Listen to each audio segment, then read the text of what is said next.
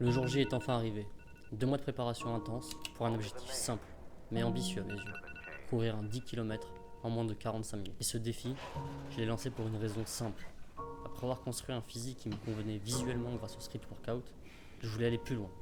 À quoi bon un corps athlétique si ce n'est pour l'utiliser que dans une seule discipline?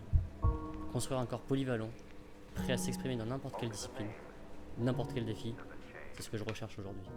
Et c'est ainsi qu'est né ce projet. 2 mois de préparation pour devenir un coureur capable de casser cette barre des 45 minutes. Une performance modeste pour certains, mais pour moi, un véritable challenge. Si vous êtes nouveau ici, sachez que tout ce parcours a été entièrement documenté.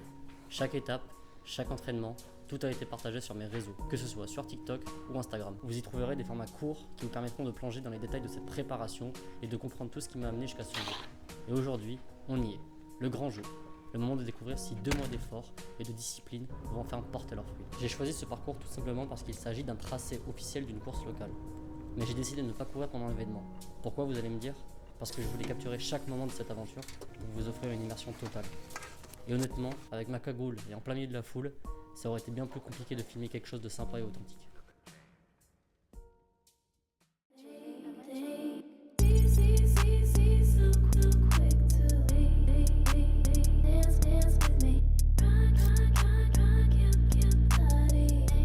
Écoute, va falloir se donner aujourd'hui. Ça serait mentir de dire que je suis pas stressé, parce que ça reste quand même un sacré défi.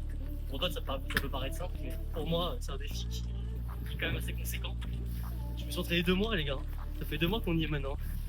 Donc, y a pas de ralentir, on peut plus reculer. Hein. Let's go. Allez, pas aussi. Dance with me, you don't have to admit you wanna play. Dance with me, just let me rock you till the break of day. Dance with me, just let me resist. Allez, bon, lâchez rien. Too quick to dance, dance with me. Rock your body. Allez, frérot, allez. Let me rock, easy, so quick to dance. Allez, frérot, lâchez rien, lâchez rien, lâchez rien.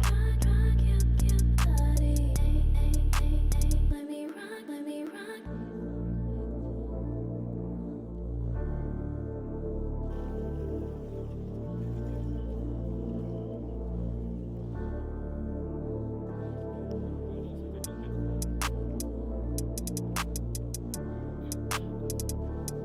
Job done. Job done, soldat, bravo.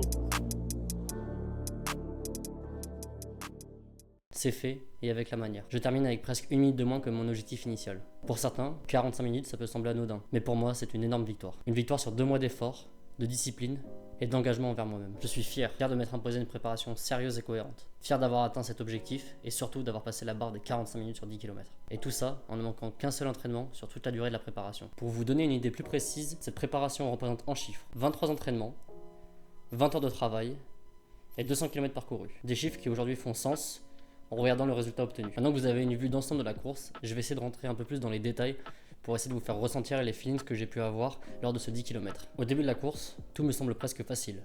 L'excitation, l'adrénaline, l'énergie de ces 2 derniers mois de préparation, tout me pousse vers l'avant. Je tiens la cadence que je m'étais fixée avec une moyenne de 4,30 km. Le rythme est là, mais je reste focus sur l'objectif. Mais rapidement, un facteur externe vient de me tester. Le vent, avec des rafales allant jusqu'à 50 km/h. Non, je rigole vraiment pas. Je pense que vous avez pu voir au clip que je vous ai montré juste précédemment que les éléments étaient contre moi. Mais je garde le mental et puis je me dis que finalement, si je l'ai face à moi sur le chemin de l'aller, forcément en retour, je l'aurai de dos et il me poussera jusqu'à la ligne d'arrivée. Je déroule plutôt facilement jusqu'au 4e kilomètre. Et puis le moment tant redouté arriva. Comme je vous l'avais évoqué dans un des courts épisodes de la préparation, à mi-parcours, je me retrouve face à face avec la montée.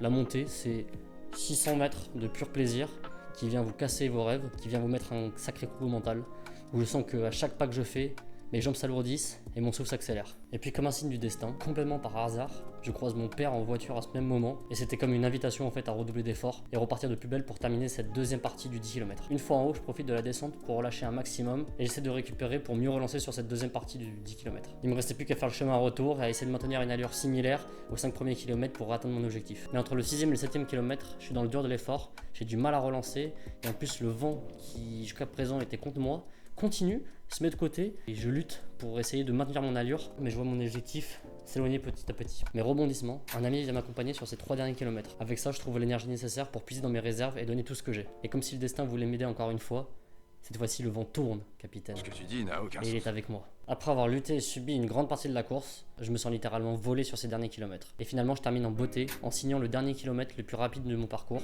avec une allure moyenne de 3,59. Le chrono s'arrête, et vous connaissez le résultat. Mais au-delà du chiffre, cette course, elle représente tellement plus. Derrière chaque effort, chaque entraînement, chaque moment de doute, pendant ces 2 derniers mois, ont conduit à cet instant précis en fait. Et je suis hyper fier et hyper satisfait en fait d'avoir réussi à tenir bon et honorer et réussir mon défi que je m'étais lancé initialement. Alors oui, les conditions elles étaient pas optimales, mais le jour du défi, c'est le jour du défi. Et ce que je vais retenir en fait, c'est que peu importe, on choisit pas les éléments, on choisit pas certaines circonstances, mais on choisit notre attitude face à elles. Et je tenais à aborder un dernier point avant de clôturer cette vidéo. Je suppose que tu l'auras compris, mais l'équipement que tu utilises en course à pied joue un rôle primordial, que ça soit dans ta préparation et sur le résultat final. Bon, tout d'abord les chaussures. Du coup, pour cette préparation, j'ai décidé de partir avec une paire de Saucony Kinvara 14. Donc, ce que j'ai adoré avec ce modèle, c'est que il est ultra léger. Quand je les ai au pied, en fait, j'ai l'impression de rien avoir. Et elles sont hyper dynamiques et elles ont un super retour qui m'a permis de bien envoyer sur mes séances sur piste. Mais je vais être honnête, sur la fin de la préparation, j'ai commencé à ressentir des gênes. Donc, pour ma part, les douleurs se manifestent au niveau des releveurs ainsi qu'à l'insertion du tendon d'Achille. Et plus particulièrement lors des sorties longues sans intensité. J'explique cela par 3 raisons. Premièrement, les chaussures, qui sont peut-être pas adaptées à mon profil de coureur, qui ont un drop plutôt faible. Donc pour ceux qui ne savent pas ce qu'est le drop, c'est la différence qu'il y a entre le talon et l'avant de la chaussure. Et avec mon niveau actuel, je pense qu'il était trop bas.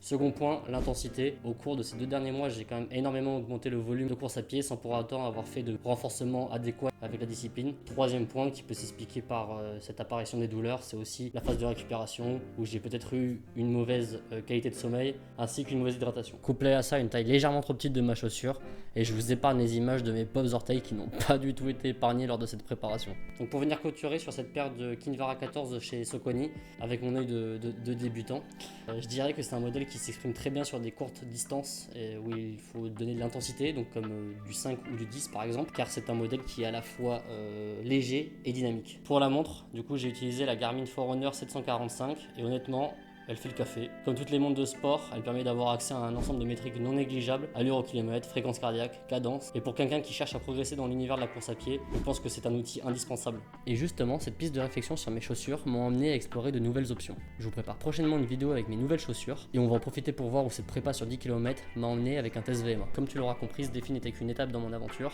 Merci à tous pour votre soutien, que ce soit sur Instagram et TikTok. Vous m'avez donné beaucoup de force pour aller au bout de ce défi. Puis il me reste à vous dire que si vous avez aimé la vidéo, pensez à liker, commenter et vous abonner. Je crois que c'est ce qu'on dit dans le YouTube Game. Et puis à très vite. À très vite pour la suite. Ciao.